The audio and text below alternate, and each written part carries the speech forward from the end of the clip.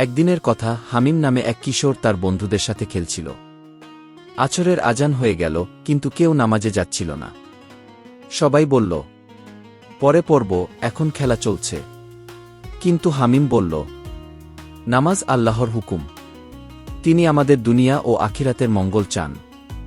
আমি এখনই নামাজ পড়ে আসি। বন্ধুরা হাসতে লাগল। এই তো দেখি বড় আলেম হয়ে গেছে। হামিম কিছু না বলে মসজিদে চলে গেল। নামাজ শেষে সে ফিরে আসে, কিন্তু কাউকে সে আর পেল না।